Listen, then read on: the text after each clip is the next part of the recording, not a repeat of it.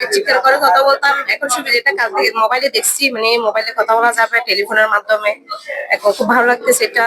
আর বেশিরভাগ মানে এটার জন্য বেশি খারাপ লাগে আর কি, নেট এটার জন্য ক্লিয়ার দেখা যায় না, তারপরে কথা হবে এটাই। ধন্যবাদ এটার জন্য, যতটুকু সুবিধা আছে ভালো আছে। শুধু ভালো হবে। আর এখানে তো অনেক ভোগান্তি, 3 ঘন্টা অপেক্ষা করতে হয় সিরিপ কাটার জন্য। কাটানোর পরে এটা তো ওইখানে তো থাকিয়ে গেছে একটা, এখানে সিরিপ একটা কাটা 3 ঘন্টা অবস্থান করতে হয়। এখন তো এখানে তো হয় না, এখানে তো শুধু হয়ে গেছে। এখন মোবাইলে কথা বলতে ভালো করে কথা বলতে পারবো, দেখে দেখে কথা বলতে পারবো। চিৎকার করে কথা বলতাম এইভাবে, মানে আরো অনেকজন থাকবে এখানে, মানে চিল্লাচিল্লি কথা আমি এত বুঝতাম না। নিরিবিলি হাতে আস্তে আস্তে বল, আমি তারপরে শুনি, বেশভাবে কথা বলতাম। এখন তো আল্লাহ দিলে ভালো হবে এটার জন্য, টেলিফোনের জন্য। আগে বলছি যে ডাকিরে বলছি, এখন বলবো তো মোবাইলে। এখন মোবাইল পাইছি, মোবাইলে কথা বলবো। এই ধরনের মোবাইল আর পাই না, সিরকে সিরকে কথা বলছি।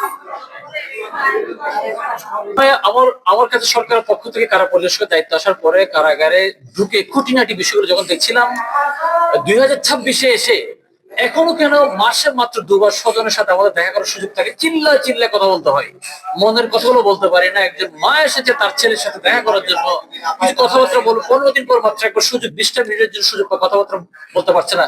ছোট্ট বাবু এসছে, সে তার বাবার সাথে কথা বলবে, অন্যদের চিল্লা চিল্লিতে বাবাকে সে ওই কথাগুলো বলতে পারে না, তার বাবাও তার কন্যার কণ্ঠগুলো শুনতে পান না।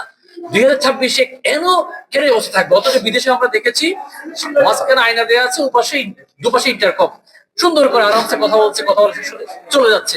ইন্টারকম ব্যবস্থা কেন বাংলাদেশে আমরা বাস্তব করতে পারি না?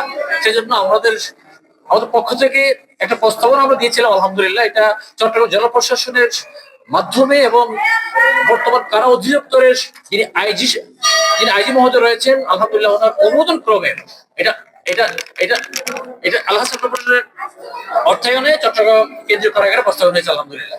আমরা আসলে মানুষের কথা বলার অধিকার আমরা সেটি আমরা ফিরিয়ে, যাতে সব জায়গায় তারা কথা বলতে পারে, এটি আমরা ফিরিয়ে দিতে চেয়েছি।